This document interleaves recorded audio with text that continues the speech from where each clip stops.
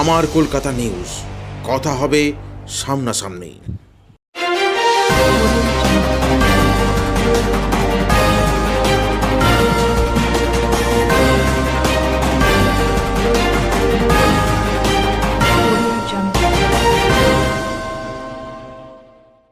আজ হনুমান জয়ন্তী উপলক্ষে বাঁশবাড়িয়ায় পালিত হল হনুমান জয়ন্তী উৎসব। কলবাজারে হনুমান মন্দিরের সামনে থেকে একাধিক শোভাযাত্রা বের হয়। ডিজে বক্স সহ অস্ত্র সহযোগে শোভাযাত্রা এগিয়ে চলে কলবাজার, শিবপুর, ঝুলুনিয়া, বড়পাড়া হয়ে ইসলামপাড়া দিয়ে আবার কলবাজারে শোভাযাত্রার শেষ হয়। এই পথ পরিক্রমার গুরুত্বপূর্ণ জায়গায় মোড়ে মোড়ে পুলিশ মোতায়েন করা হয়। এই শোভাযাত্রাকে কেন্দ্র করে হুগলি গ্রামীণ পুলিশের উদ্যোগে কঠোর নিরাপত্তার ব্যবস্থা করা হয়।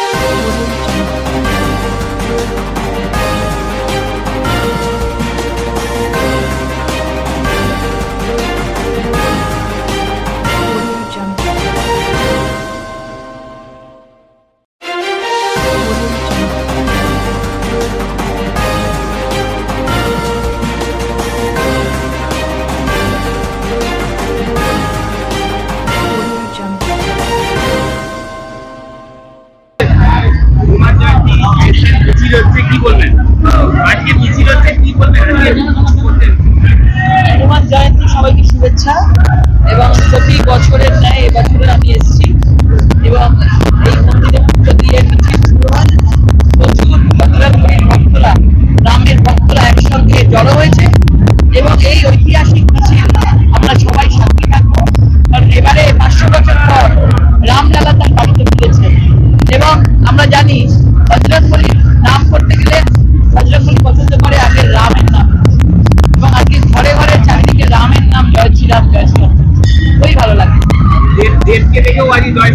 উদ্যোগরা নিয়েছে।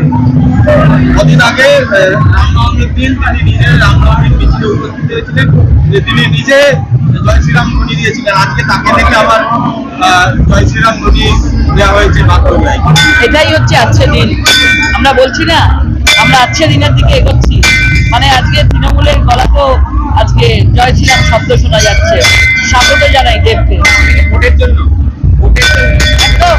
আমরা তো বারবারই বলতাম রাম কারুর একার নয়, রাম বিজেপির নয়, রাম সবাইয়ের। আজকে তারা সেটা প্রমাণ করেছে, রাম সবাইয়ের।